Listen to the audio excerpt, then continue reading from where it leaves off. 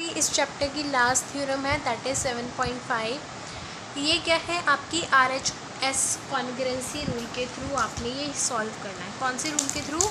RHS। अब ये RHS का मतलब क्या होता है, ये आपको पता होना चाहिए।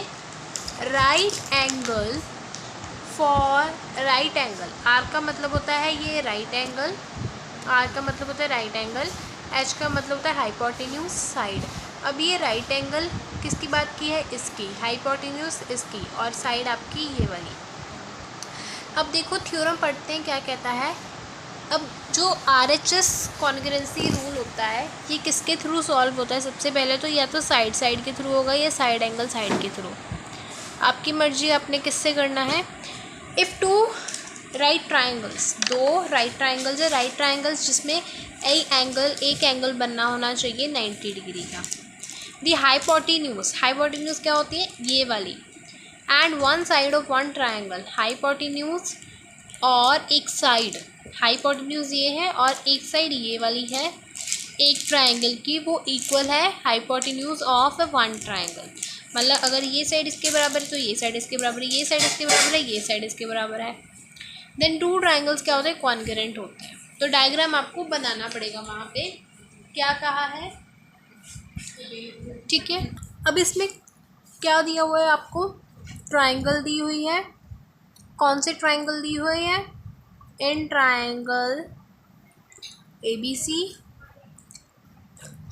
एंड सेकंड ट्राइंगल दी हुई है DEF, है ना। क्या इस ट्राइंगल में आपको क्या लग रहा है कि जो AC है वो DF के बराबर है और BC है वो EF के बराबर है, एंगल B बराबर है एंगल E के। इसको आप रफ में लिखोगे अपनी सहूलत के लिए। ये है साइड, ये है साइड, ये है एंगल, ये एंगल, ये साइड, ये तो साइड एंगल से होगा। लेकिन हमने क्या कहा है कि इससे करना है, इस रूल के थ्रू। या तो साइड होनी चाहिए, ये साइड है, ये साइड है, ये साइड है, या फिर ये साइड फाइंड करके ये एंगल, ये साइड। इसका मतलब हमें यहाँ पे कुछ करना पड़ेगा, तो हमें यहाँ पे पाइथागोरस थ्योरम यूज़ करनी पड़ेगी।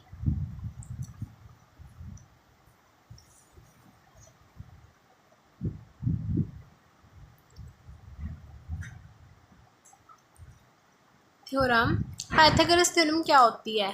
रफ में लिख रही हूँ, h² equals to p² plus b²। सबसे पहले दो केस बनेंगे, एक आपका ट्राइंगल होगा 1, और मतलब एक ये वाला ट्राइंगल होगा, ये एक वाला ट्राइंगल होगा। तो बाय यूजिंग पाइथागोरस थ्योरम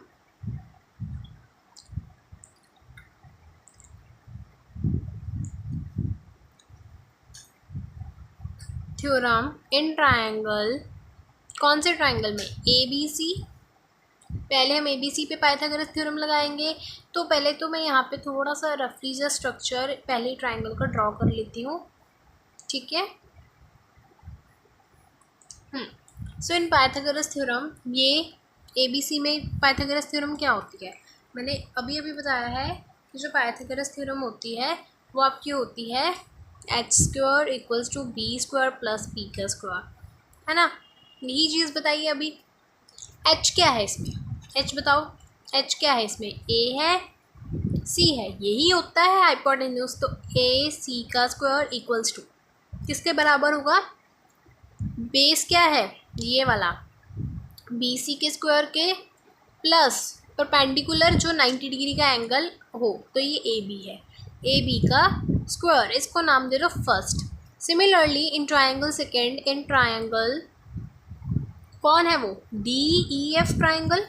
रफली सा डायग्राम ड्रॉ कर लेते हैं, यही वाला डायग्राम है, जस्ट इसमें फ़र्क है DEF में। इसमें भी आपको क्या लग रहा है, आपका बेस कौन सा है? ये आपकी D है, ये आपका E है, ये आपकी F है। हाइपोटेन्यूज क्या है? DF का स्क्वायर, और बेस क्या है आपका? EF, प्लस परपेंडिकुलर है आपका DE। ये इसको नाम दे दो सेकेंड। तो फ्रॉम, अब यहाँ पे देखो, थोड़ा सा आपको करना पड़ेगा। जैसे देखो, हमने ही कहा है कि जो डी एफ है वो ए सी के बराबर है, तो मैं डी एफ को ए सी लिख सकती हूँ। मैं डी एफ को ए सी लिख सकती हूँ क्योंकि हमने ही कहा है कि जो डी एफ है वो ए सी के बराबर है। तो फिर मैं डी एफ को अगर ए सी लिखती हूँ, ठीक है, क्या यहाँ पे ई एफ है? ई एफ है, यस। ई एफ किसके बराबर है? बी सी के बराबर। तो मैं यहाँ पे ई एफ को बी सी लिख सकती हूँ। यहाँ पे डी ई है? नहीं है, तो डी ई को एज इट इज़ लिख लेंगे, डी ई को एज इट इज़ लिख लेंगे। ये आपके बन गई सेकेंड, इसको मत लिखना, ठीक है। क्योंकि मैंने ऐसा क्यों किया? क्योंकि ये साइड बराबर हो जाएगी, ये दोनों क्या हो गए? बराबर हो गए। अब फ्रॉम फर्स्ट एंड सेकेंड हम कह सकते हैं ये तो बराबर है, इसको लिखने की ज़रूरत नहीं। B C square A B square किसके बराबर हो जाएगा? B C square plus D E square के, ये कैंसिल हो जाएगा, ये स्क्वायर से स्क्वायर कैंसिल, क्योंकि इक्वल वाले साइड में क्या होते हैं? कैंसिल हो जाते हैं। ए बी किसके बराबर आ गया? डी ई के। हमने यही चीज़ तो प्रूफ करनी थी, हमें एक साइड चाहिए थी कि जो ए बी है, यहाँ पे मैंने आपको बताया नहीं, हम यहाँ पे लिखते हैं टू प्रूफ। हमें प्रूफ क्या करना है? हमें प्रूफ करना है कि जो ए बी बराबर डी ई है, ठीक है। ये लिख लेना, सबसे पहले मैंने बताया नहीं। तो हमें ये एंगल, या तो हमें एंगल साइड या एंगल साइड चाहिए था।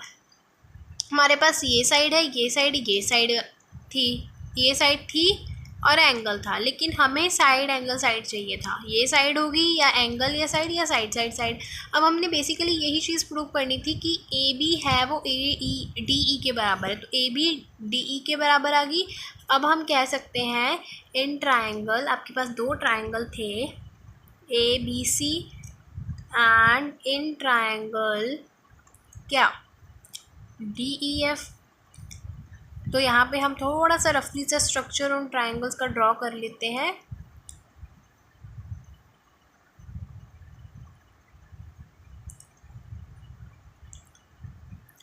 अब तो हमने ये भी प्रूफ कर दिया है। अब क्या लग रहा है आप दोनों ही, मैं आपको साइड से भी बता दूंगी, साइड एंगल साइड से भी बता दूंगी। साइड से करते हैं। बी सी बराबर है ई एफ के, ये हमें ऑलरेडी गिवन था। डी एफ बराबर है ए सी के, ये हमें गिवन था। और ए बी बराबर है डी ई के, ये हमने अभी क्या किया है? प्रूफ किया है। प्रूफ अब तो ये क्या है? ये भी आपकी साइड है, ये भी आपकी साइड है, ये भी आपकी क्या है? साइड है। तो बाय यूजिंग साइड कॉन्ग्रुएंसी आप कह रहे हो कि जो ट्रायंगल है ए बी सी वो कॉन्ग्रुएंट है ट्रायंगल डी ई एफ के, ठीक है।